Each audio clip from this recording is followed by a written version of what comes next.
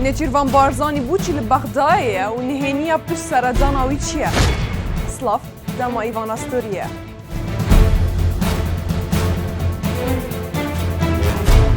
دوڕۆژن ڕۆژەڤە بەغدایە گەرمە. دوڕۆژن سەرک لە پایتەختی عێراقیە و چەند تاوی هەلگیری ئێک پەیام و گەنگەشەکردنا چەندین مژاران و چارەسەرکردنا ئێکجاریە هەمی ئاریشەیانە. پەیام ئەوە نابێت موچە و ژیارە خەلکێ کوردستانê bibîte قوربانیya bigire û bikêşên siyasî. Nebitine ev e, belku mijarên ku Serok Nêçîrvan Barzanî li gel xwe birîn, di hemî kombonan bi ciddî gengeşer serhatiye kirin. û bi rengekê baş pêşwazî li pêşniyaz û dîtinên wî bi qunexa bihêtiya peywendiyên Hewlêr û Bexdayê hatiye kirin.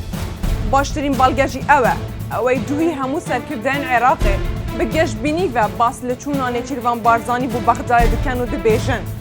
Arîşeyên navbera Hewlêr û Bexdayê bi zehmet nînin û ew geşbînin bi êkcarî bihîne çareserkirin.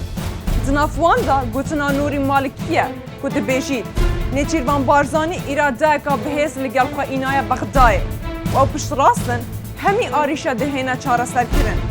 Duhî roja şembiyê Nêçîrvan Barzanî Serokê Herêma Kurdistanê bi seredanekê gihişte Bexdayê û bi tenê roja duê de bi tir ji 20 kombon li gel berpirsên êkên hikûmet û hizbiyên siyasî yên Iraqê encam dan.